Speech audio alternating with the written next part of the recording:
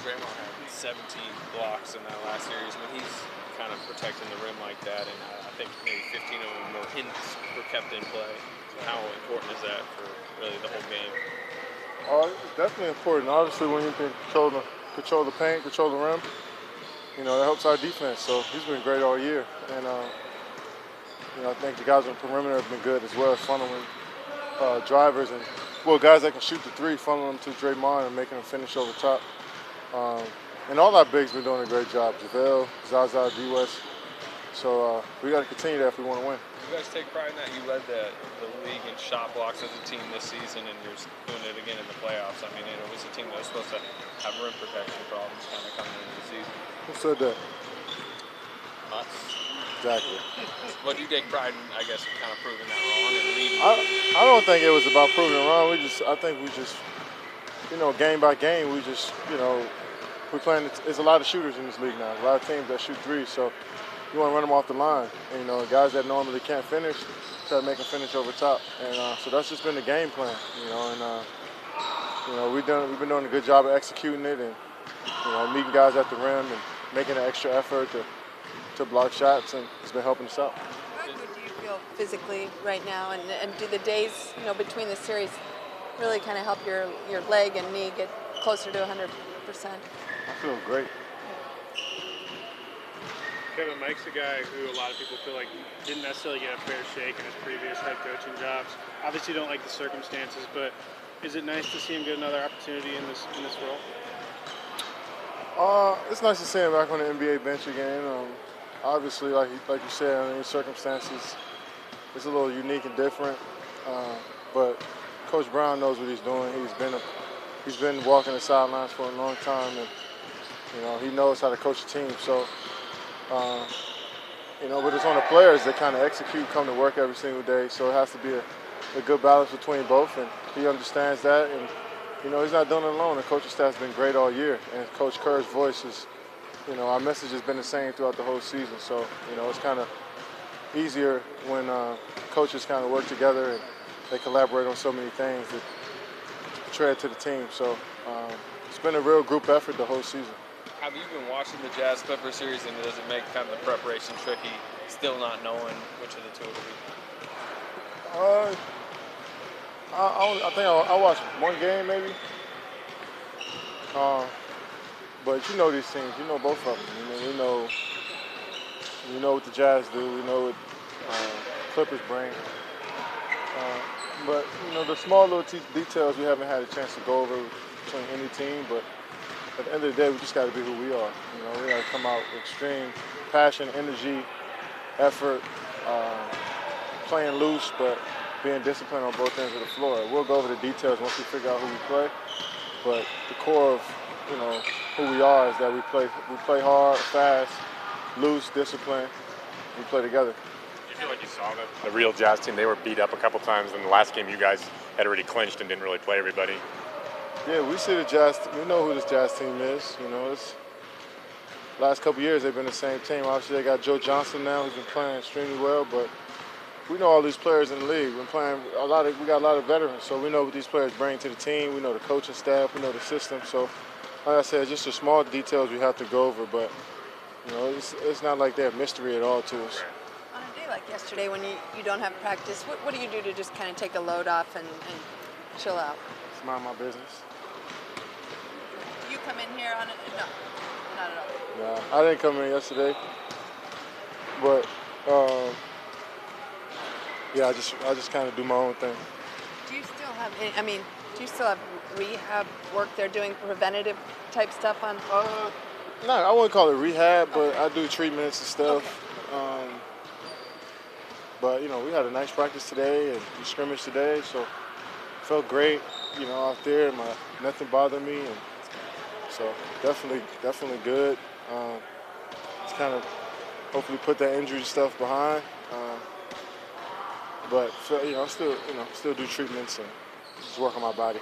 Has it worked out sort of ideally? I mean, the fact that you got to run Monday night and then still have a little more time to get back to perfect full strength. Yeah, I felt like I could have said, let me get another extra day to rest. But what does that even do? If I was ready to play, I wanted to go out there and play. just to be out there, no matter what, just to be out there. So it felt great, you know. Felt like Game 3 was the game, but talking to Bob and the training staff, they thought it would be better if I waited another day. So the plan was to play in the game, not to wait to the next series, but I wanted to play. So it's great I was able to get out there and feel a little rhythm, feel a little energy on the court, and go into the second series with at least a little something to bank on. So Would it have been hard if you had? I mean, it could have been 2 weeks almost without playing at all. yeah, but I've been in the league for so long.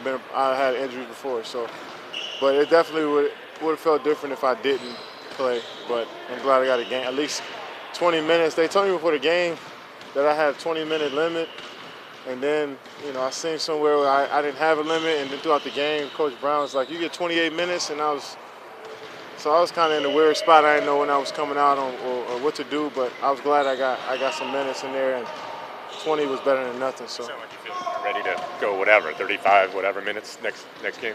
see. So you start getting antsy now to play another game? No. Nah. Okay.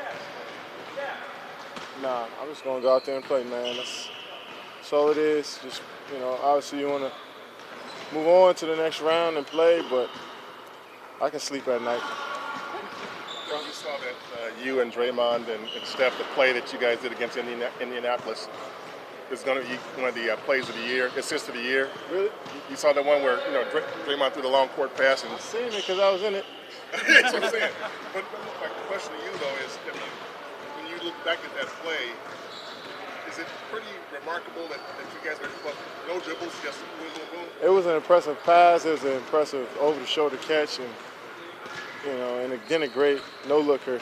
And I had the easiest job, which is to jump up and try to dunk the ball. But the impressive play was the pass, the catch, and the pass behind the head. So glad I was a part of it. But Steph's pass was It was on point. I finished it. It was on point. That was a fun play, man. I'm glad a lot of people enjoyed that. when we talk about it again, in your mind, what's the thought process you go through when you decide whether you're going to go get it or not? Because we all got to make that decision sometimes.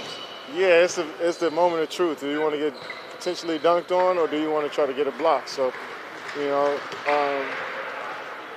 or a foul. So it's either you block the shot or you get embarrassed, and you gotta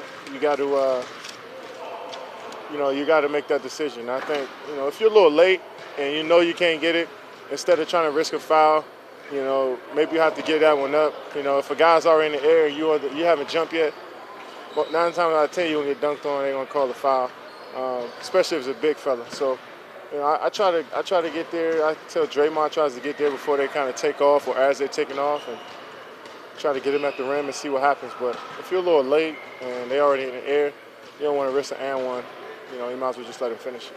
Because you dunk all the time, is a block more fun than a dunk, or is still dunking more fun? Nah, I'm a scorer, man. I like to see the ball go to the rim, no matter what it is. So I'll take scoring any day.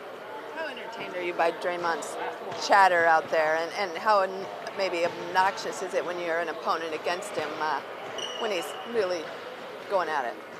I was raised, man, that if you weren't talking on the court, then something was going on. So, as a player playing against it, when I came into the league, that's when the Celtics had just got together, and Paul Pierce and KG and those guys talked bad to me as a rookie. I was 19, and they talked so bad to me, and I was talking right back, and it was just a fun exchange. That's what basketball is about. And I seen in the OKC game, they were talking, and I think they got double text, and I was like, man, just play on. It's part of the game. That's what we started playing, is to talk a little shit here and there. So, and Draymond is really good at it. There's a lot of guys in the league that's good. There's more guys that are quiet now than before, but shit talking is a part of the game, man. I love it. It's fun when you're on the same team with a guy that does it, and then when you're playing against it, it's even better as well because it brings the best out of you. Best thing Draymond said, do you remember? Nah, I don't like to Okay. tell. Nah. But keep that all in the lines. Okay. What happens on the course basically? Yeah. Front row Giants game yesterday. How sweet was that with that weather too? Oh, it's a great day for some baseball. Weather was amazing. Giants didn't pull it out, but I had a great time, man. The weather was, man, it looks like it's going to be the same all week, hopefully.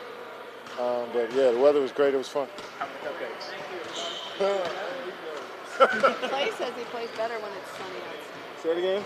Clay said the other day that when the weather's good, he tends to be in a better mood and make more shots.